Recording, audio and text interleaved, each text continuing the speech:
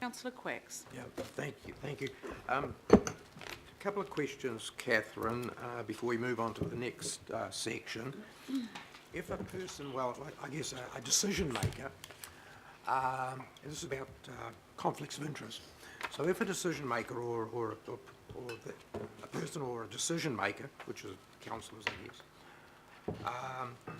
or a body that a decision maker has is a member of or is an officer of, has made a submission to any part of the unitary plan, what is their status when it comes to a conflict of interest? So can we cover that in the conflict of interest portion? We've got a whole section of this on conflict of interest, Councillor Quacks, and it will run us through all of this. Okay, So we'll keep hold that that in mind. question, we'll Okay. go into it. And I wonder if you'd just describe for me, please, what happens if the council rejects a recommendation, provide an alternative solution, i.e. prepare alternative provisions that is within the scope of the submissions of the proposed Auckland unitary plan. Just give me some guidance around what is meant by that so that I understand that fully. Sorry, I just wanted. What I want to know is, when we talk about within the scope of the submissions, what is meant by that? That is the submissions that were before the panel. So the detailed. So those are the submissions that are on the website and that the panel have heard. Yep. That's right. Okay. All right. I understand that. Yep. Yep. That's what I. All right, thanks, Catherine. Oh, hang on a sec, Councillor Chloe. Just regards the our ability, if we wish to ask for an extension, presumably that's direct with the Minister of Conservation and Environment, is it? Let's not do that. It's with the Minister for the Environment, so So let's just say we are 3 or 4 days through our discussion and we're kind of running way behind, and it might be the equivalent of filibustering going on. When do we make that decision to ask for an extension, and can you get an answer within a day? Because that's reality. It could be, it's going to be not on the first day we're going to decide to go for an extension, it'll be after 3 or 4 days because we're getting nowhere, or sorry, very slowly. We would then need to apply really quickly and effectively get an overnight decision. Is that how it will happen? Well, there's some practical aspects in that are beyond purely legal, but in a pragmatic sense, you know, the bottom line is that you must apply before the original deadline expires. Yep. It will be a judgment call if it was necessary, Yep.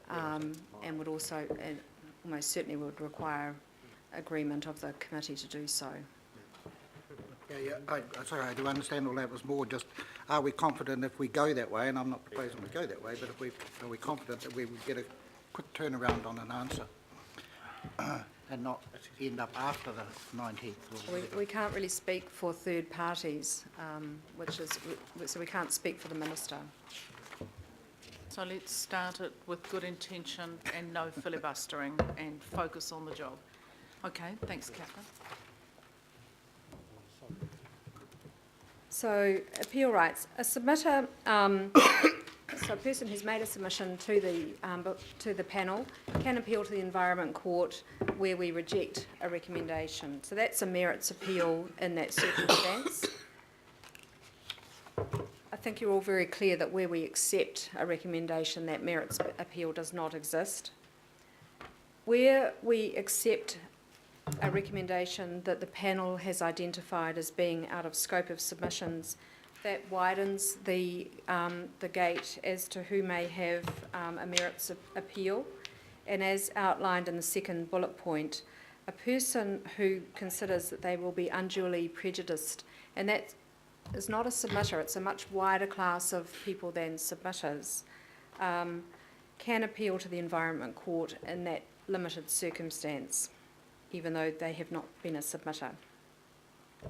There are separate provisions relating to decisions relating to designations and heritage orders, and those separate provisions apply ultimately because council is not the final decision maker in those, in relation to those matters. You receive the panel's recommendations, you yourselves make recommendations to the relevant requiring authority or in relation to the heritage orders, and other persons are decision makers.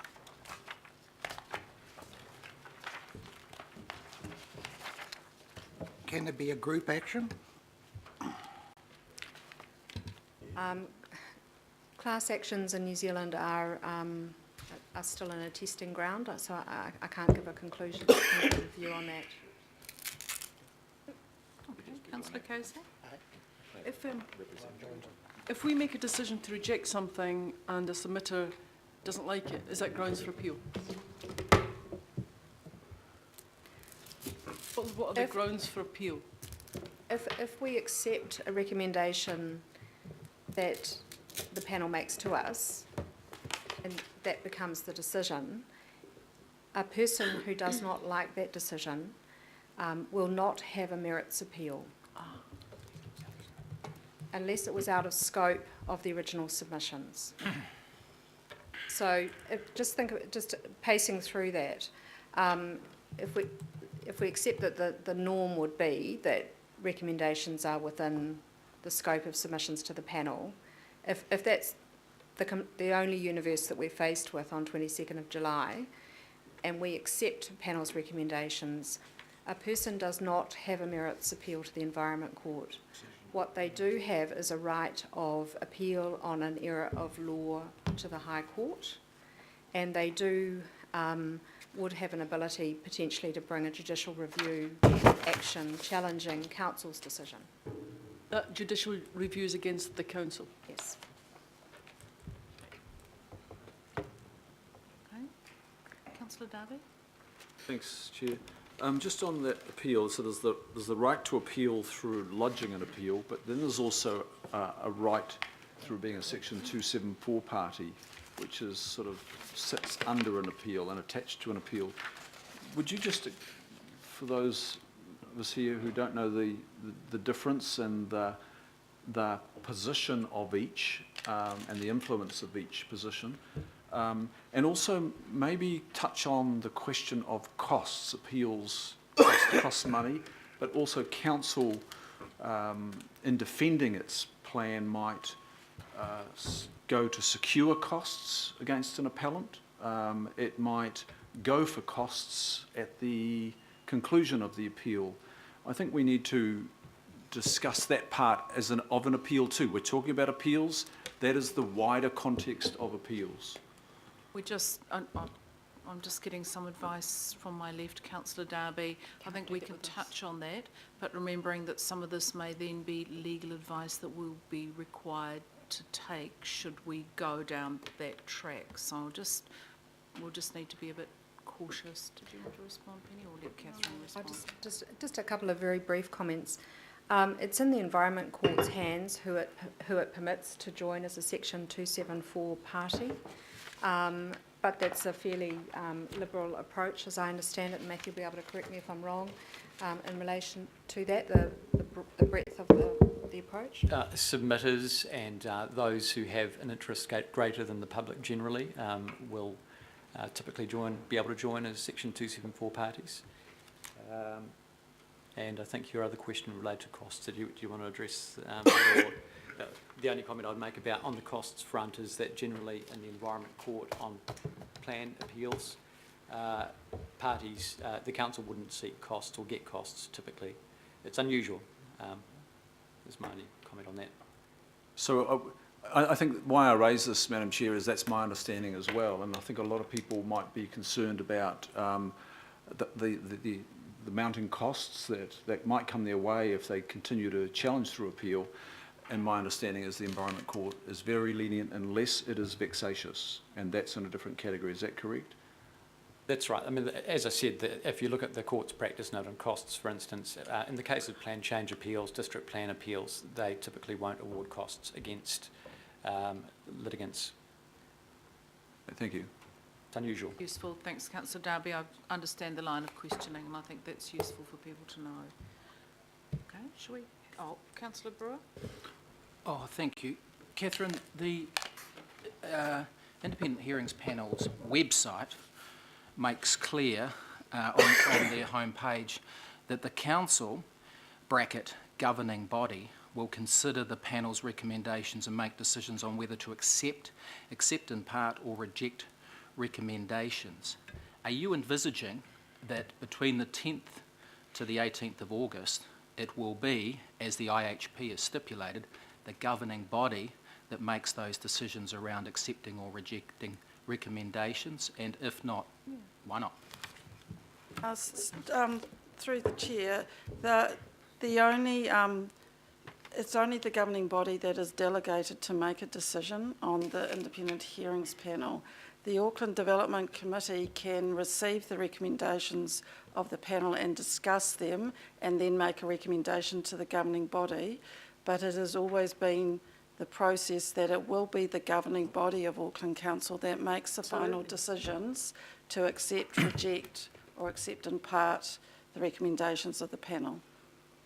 So will we be meeting, with that in mind, I presume we'll be meeting those consecutive meetings from the 10th to 18th of August as the governing body?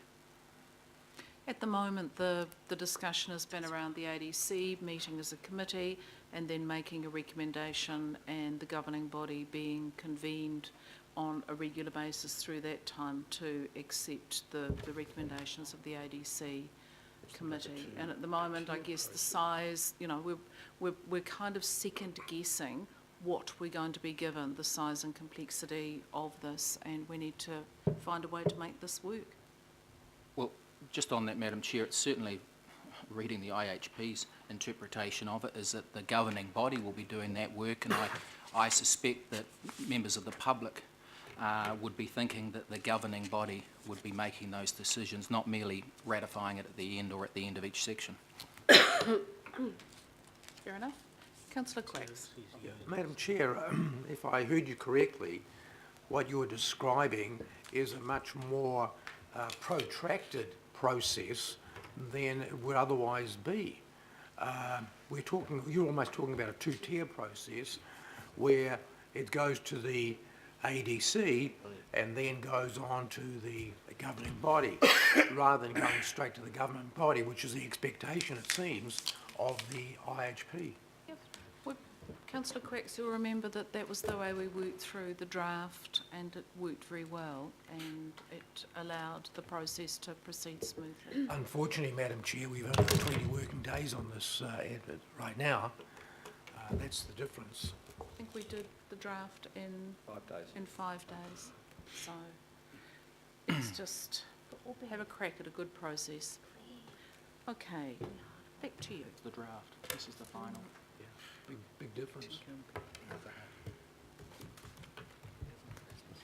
Just in relation to what rights of appeal or challenge exist in the High Court context, I'm going to understand that. as I've noted, there's an ability of submitters to appeal to the High Court on questions of law only, and there is the ability to seek judicial review of decisions where a submitter had a merits appeal.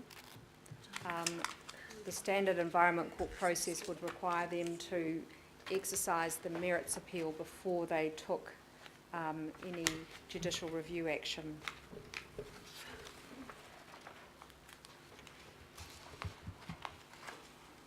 In terms of what would it mean for council if there Hang on a were... sec, Catherine. Just Councillor can you Casey? unpack that a little bit? Just give me an example of a point of law. Well, give me an example.